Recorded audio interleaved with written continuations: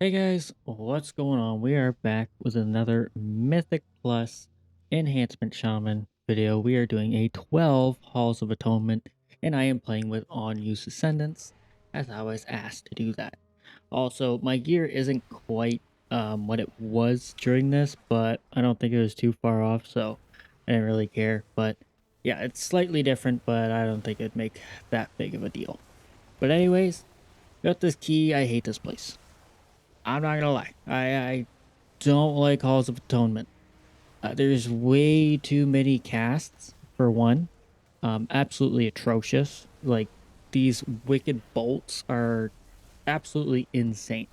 Insane.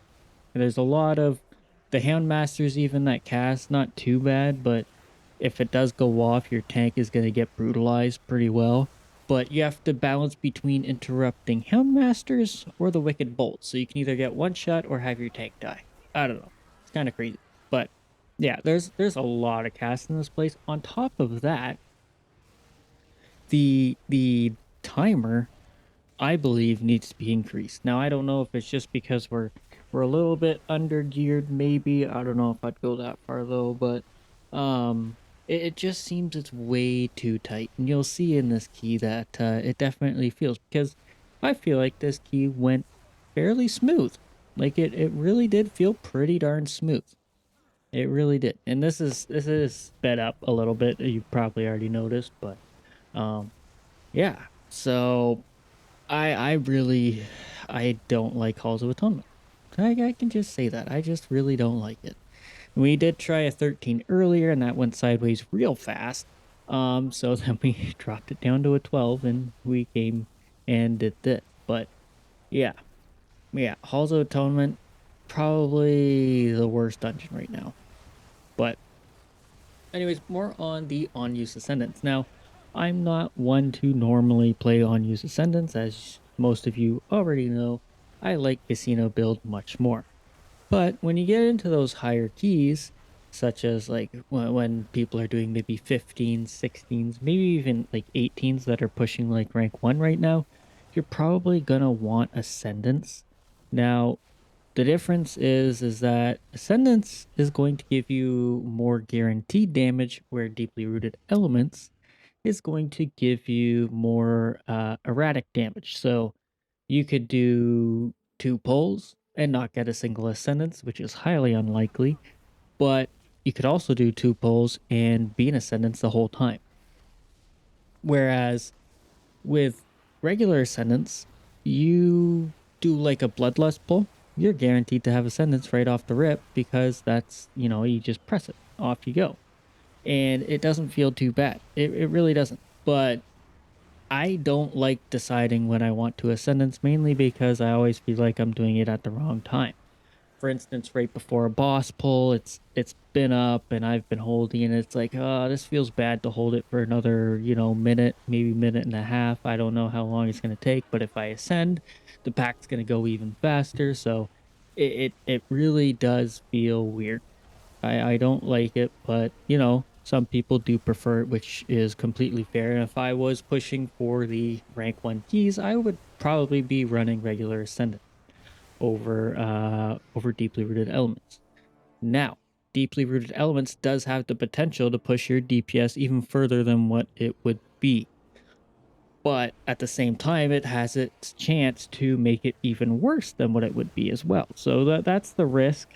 Now, I find the reward is better than the loss, for instance. So I haven't really felt like I have lost a whole lot of DPS. Now, in a dungeon, it does even out quite a bit, considering how long dungeons take. You got like what, 30 minutes or so of a dungeon. So you definitely have a lot of time. And the longer a fight goes, the more Deeply Rooted Elements evens out compared to Ascendance, right? And if you end on like let's say for instance, you ascend every time it's up, no matter what, if you end on like that odd minute, then you've lost an Ascendance where, possibly Deeply Rooted Elements could have given you that. But it's really tough to say. Now I am running the trinket, the Nether Prism, which I thankfully got from Raid, which I didn't think was gonna be as good. I saw it and I was like, oh, man, this sounds perfect for deeply rooted elements. But it's so much more powerful than I had originally thought. I thought it was just going to be somewhat okay, but every time I enter Ascendance, I pop it and I can literally feel the power behind it. Like, it's insane, especially if you hold it until 18 stacks. And I have done that. And holy, I think the biggest Tempest I hit was like 16 or 18 million damage. It was absolutely absurd. And I was pushing like 30 mil damage on that burst. It was actually insane. Actually insane. Like, I don't know how to describe it, but this trinket has like I love it. I love it. I usually hate auto use trinkets, but when they're designed, such as the Nether Prism, where it's like, okay, build stacks and use it as you go, right? Because it's got a 20-second cooldown, but it stacks up to 18 times, has a very high proc chance. As you can see, I used it at the start of this pull, and I already have 7 stacks just at the end of this as well. Like, it's a lot, and it gives agility rather than like a mastery or anything like that. So, if you can get your hands on Nether Prism, honestly, do it, because not only does it do significant damage on its own, it gives you such a big burst of agility. It's unreal. Absolutely unreal. And sometimes I will forget to press it and I'll be sitting on 18 stacks. I think I did it like once or twice in here.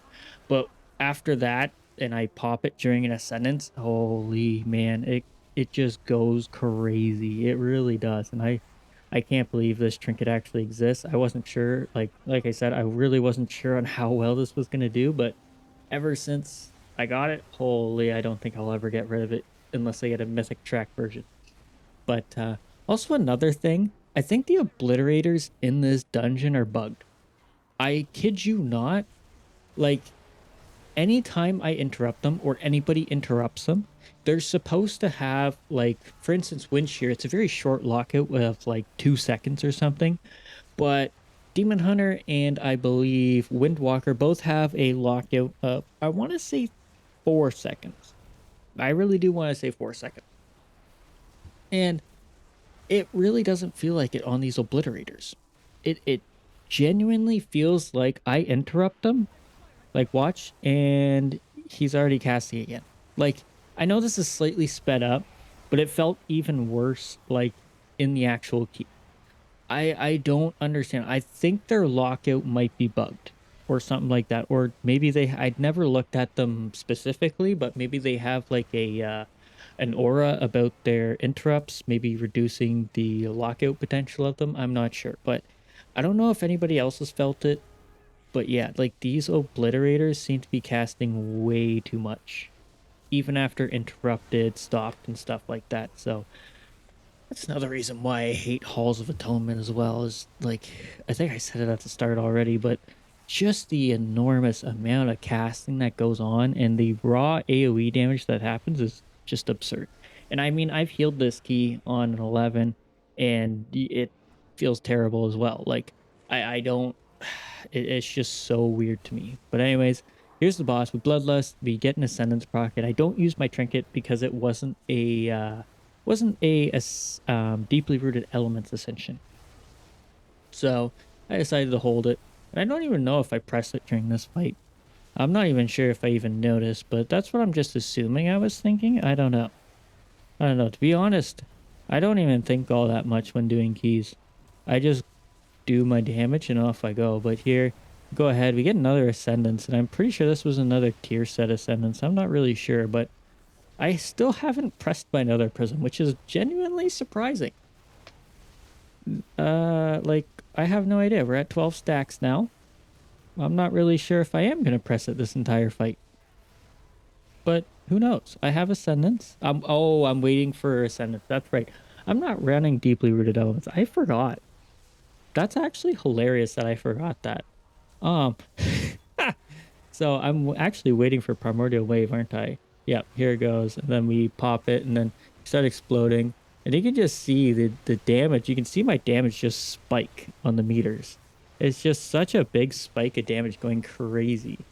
Like, and that was, I think that was what, 14 stacks or something? Like, It's so insane.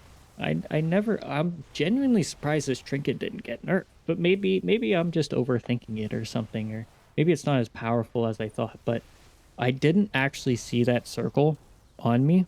I'm not gonna lie, I am seriously surprised I didn't die there because yeah, I didn't see anything. I wasn't even paying attention right there either when rewatching this. So I don't even really know how I lived, but we lived, and that's the important part.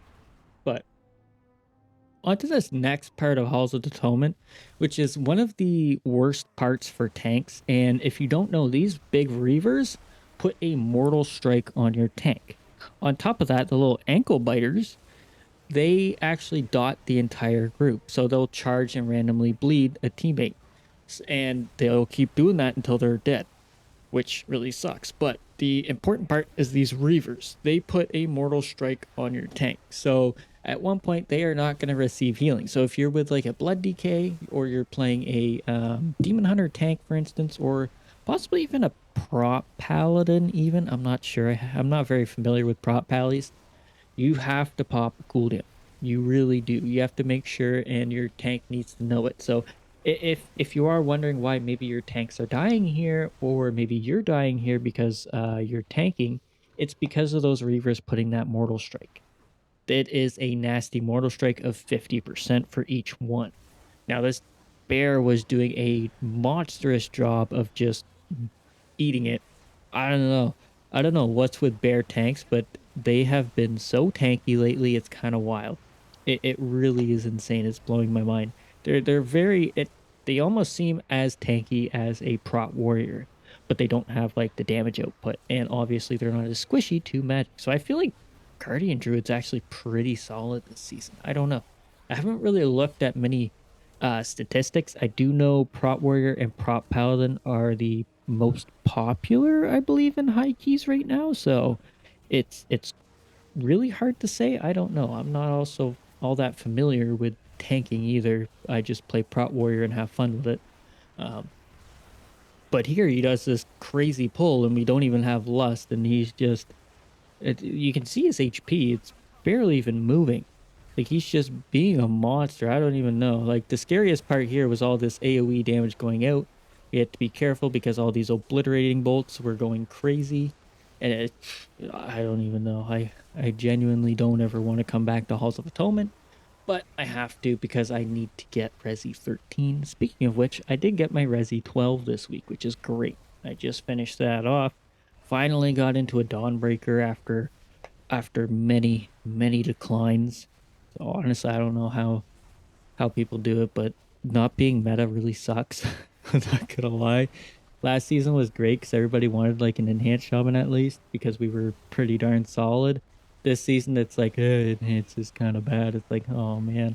So, and I'm usually pretty used to being, on the lower end of the meta because enhance hasn't quite been up in the meta since most recent times. Like I think all of BFA, all of Shadowlands, and even I think the start of Dragonflight, even we weren't even like up there.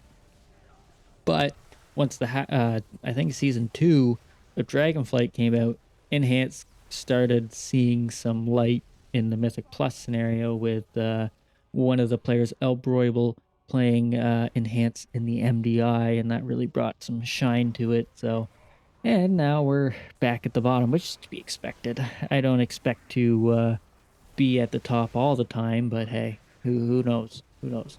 But we could potentially see some buffs. I don't know. We're definitely on the lower end of the DPS meters right now for both Raid and Mythic Plus. But at the same time, our damage fluctuates so much due to deeply rooted elements and flowing spirits. It's very difficult to say how they would go ahead and buff us because if they buff Tempest, well, I think that would take a massive buff and also really send us over the edge, maybe. But I think what they could do is potentially buff Stormstrike, even, or maybe even like Wind Fury, something that doesn't quite affect our burst, like our Ascendance, but also does kind of both single target and AoE. Maybe even like chain lightning and crash lightning could get a little buff, since crash lightning used to be part of the tier set, but now it's no longer, so it's kind of free game, and they could definitely increase it a little bit. It's really hard to say. I would like to see a crash lightning buff. Even I would really love to see it fire nova buff, making that relevant. But right now we're definitely button bloated. But in recent times, Blizzard has, or I think it was Blizzard at the Gamescom, they did announce they are looking at the approachability of classes. So I am crossing my fingers enhancement is going to make it onto that list, and just shaman in general. Because if you don't know, I think I have about 52 keybinds. Now, I don't press every single one of them all the time, like all my damage abilities, but each and every single one of them I do use at a consistency. I don't know how to say that, but I don't know how else to say that, to be honest. But yeah, so I do press all of my keybinds at points. For instance, I do have Arena 123 as interrupts, but that is specifically for PvP, so I don't press that all that much in PvE. But imbuements, my defenses, my utility, I don't press them like I would Storm Strike or Crash Lightning and stuff like that. But again, I do press them when they're needed. So it's very, very hard to say how they would go about um, increasing the approachability. Now they do have to work on the UI for Enhancement Shaman because it is absolutely atrocious. The one of the things is the Maelstrom counter for the base UI.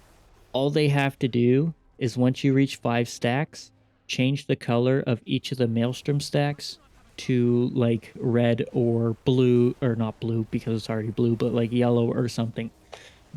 That's it. And then once you reach 10 stacks, it's just red. That's all you need. You just need some sort of variance.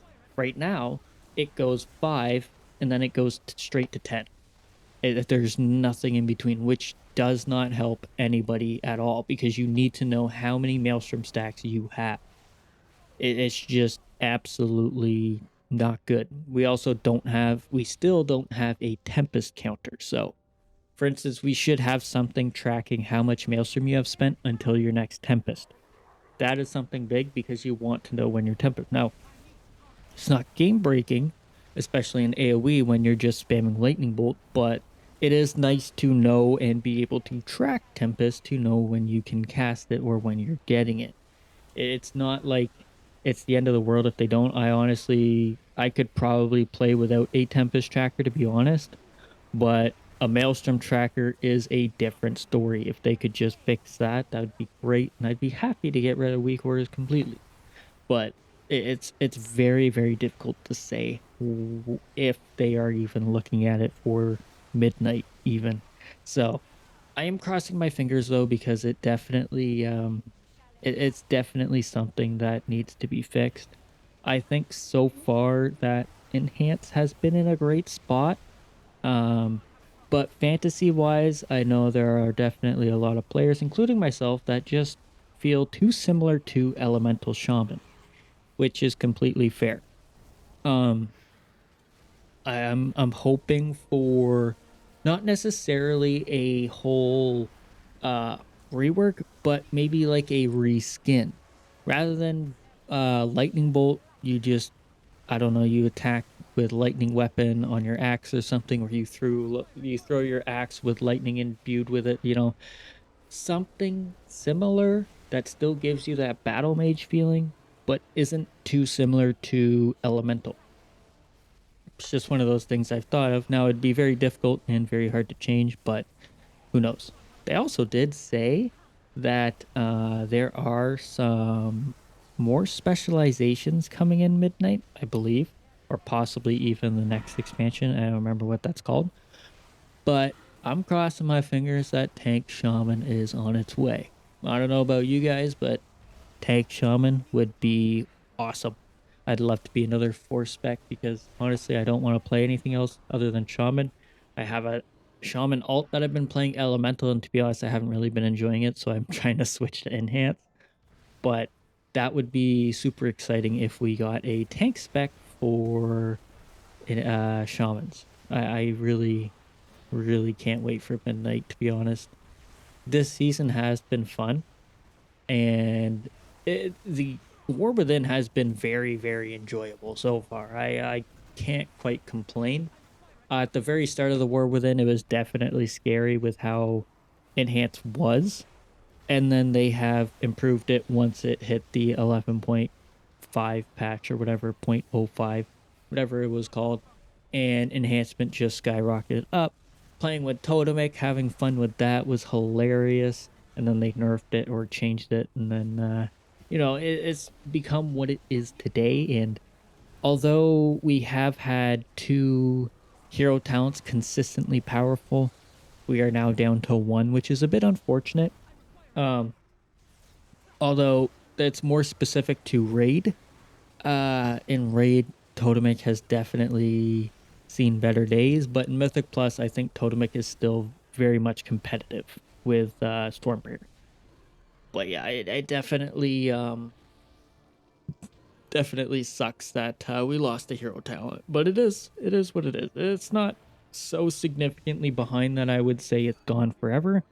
I would just say they need to take a look at it, and it's mainly due to the tier set changes or the tier set in general. It's really, really hard to say. But anyways, on to this last boss here. Um, I don't know if anybody else has noticed, but sometimes when he pulls the statues into his phase point where he does like those, four quarter, four whatever, he pulls the statues in all four of them and then launches them out. They sometimes deal damage and they sometimes don't. I don't know what determines the damage dealing, but yeah, we need some consistency with this because yeah, it's kind of ridiculous. So I think this one here, so he pushes them out and they do damage to us. But I believe the next one does not. So I don't know if anybody can like tell me if it's bugged or not, but like it doesn't seem like it's working correctly.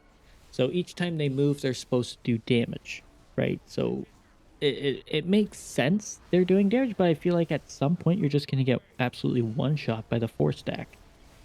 But you can see the two went by, they did damage, okay, great. Now he's gonna go off into the center again, or actually he's moving another statue. So now he's gonna go off to the center after he does his cone. And I do believe this one doesn't do damage to us, which is very, very weird. I pop it preemptive defensive. See, it didn't do any damage. So I don't know if anybody knows what determines it doing damage, but it's definitely really, really weird. But anyways, guys, that is it for this video. We timed our 12, we got our 12 resi, and we did big damn. Anyways, thanks so much for watching. Hopefully you enjoyed, and hopefully I will see you in the next one. Laters!